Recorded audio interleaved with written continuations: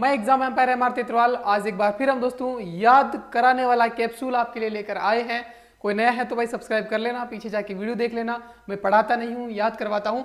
आज भाई साहब झुंझुनू की हवेलियां हैं। सबसे पहले हम समझेंगे कि कौन कौन सी हवेली है, उसके बाद ये कहानी है। आगे इस कहानी के माध्यम से समझने की कोशिश करेंगे क्या कांड हुआ था दोस्तों। बड़ी तगड़ी बड़ी फनी कहानी है, बहुत फनी कहानी ऐसी है कि आपको कि लोगों को दूसरों की तरक्की से कितनी जलन होती है तो क्या क्या करते हैं आगे बताएंगे दोस्तों। बड़ा प्यारा ही कहानी है, आप सबको पता है मेरी कहानी कैसी होती है।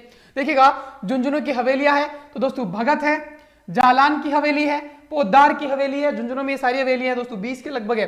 भगेरिया की हवेली है, ये तो नवलगढ़ में है। अरे नाथुराम पोद्दार की है, ठीक है।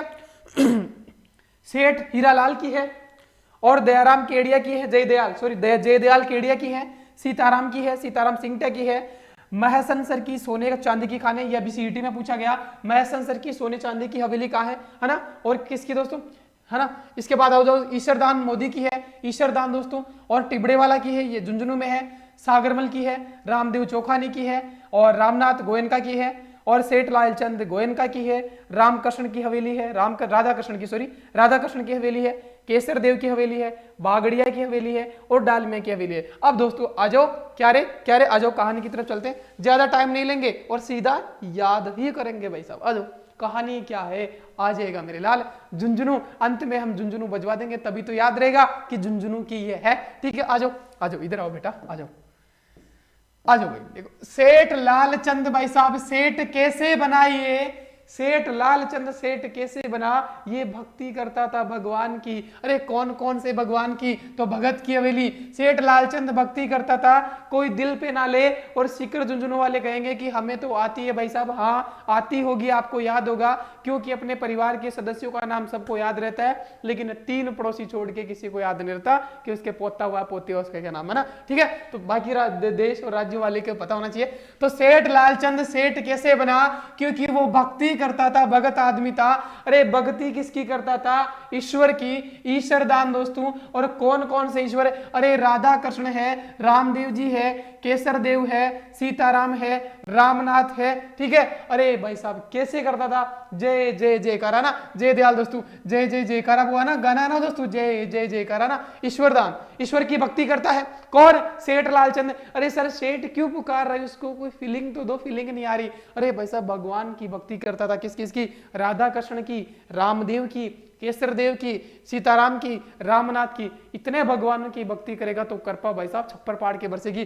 कहा रे, अरे भाई साहब का हुआ दोस्तों, देखिएगा का हुआ बागड़िया दोस्तों। देखिएगा बागड़िया मतलब बाघ है ना, बाघ तो समझते हो ना। तो इतनी भक्ति करता था कि वो भक्ति करते अपने घर जा रहा था। और आपने प्राचीन काल में सुना होगा दोस्तों, क्या है कि उसको खजाना मिल गया भाई साहब। वो रास्ते से जा रहा था, खजाना मिल गया भाई साहब, इसको भी मिल गया। सेठ लालचंद को क्या, जो भक्ति करता था बागड़िया बाघ में खजाना मिल गया। कारे, अरे सोने चांदी की भाई साहब हवेली, सोना मिल गया, चांदी मिल गया, हीरा मिल गया। बताओ भाई साहब, ये तो अमीर हो गया, सेठ बन गया। लेकिन भाई साहब सेठ बनने का घाटा भी है ना। वो कहते हैं ना, पड़ोस में हेली बुरी है ना, ठीक है। तो वही मामला है। तो हीरा सोने चांदी, तो लोगों को क्या हुई रे, जलन हुई। जालान की हवेली, लोगों को जलन हुई और लोग कहने लगे ये तो गद्दार आदमी है। और भाई साहब जब भक्ति करके कमाए यार, गद्दार कहेगा तो कौन सुनेगा। तो देखो, अरे पोद्दार, इससे कैसी ध्वनि आ रही है, गद्दार की ध्वनि आ रही है ना। वैसे नहीं है दोस्तों, मैं याद करवाने के लिए बता रहा हूं, ये बहुत है ना, ठीक है।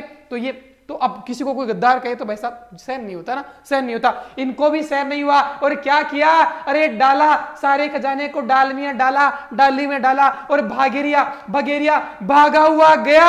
और भाई साहब फीलिंग लेना, पूरी फीलिंग लेना है। भागा हुआ गया और कहा, अरे टिब्बे वाला टिब्बे पे खड़ा होके, टिब्बा कहते हैं ना भाई, टिब्बे पे खड़ा होके। तो टिबड़े वाला जो है वहां टिब्बे पे खड़ा होके सागर में फेंक दिया भाई साहब सारा खजाना, सागर में स्वाहा।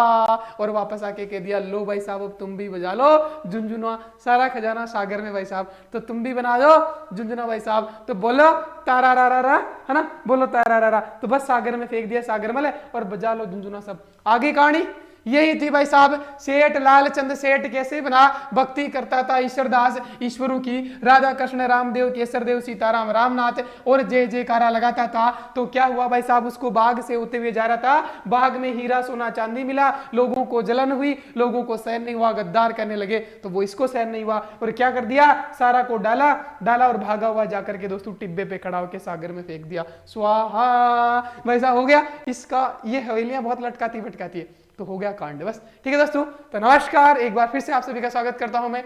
अपना टैलेंट दिखाना है कमेंट बॉक्स में, ऐसे ही छोटे छोटे कैप्सूल हम लाते रहेंगे और आपका जीके को ताबूत में आखिरी कील हम ठोकते रहेंगे। थैंक यू दोस्तों, इतना प्यार देने के लिए, कमेंट और लाइक कर देना, और भाई जो देखता है लाइक भी कर दिया करो यार थोड़ी सी तो। और टेलीग्राम चैनल पे वीडियो डाल दूंगा, टेलीग्राम चैनल का है एग्जाम एम्पायर है, जहाँ पे दोस्तों एक महीने में 10,000 10,500 सब्सक्राइबर हो चुके हैं। ठीक है, और हमारा एक महीने में 50,000 सब्सक्राइबर यूट्यूब पे है दोस्तों, देख रहे हो ग्रोथ। बाकी आप सब समझदार हो, लौट के आओगे फिर मिलेंगे। ठीक है दोस्तों, थैंक यू।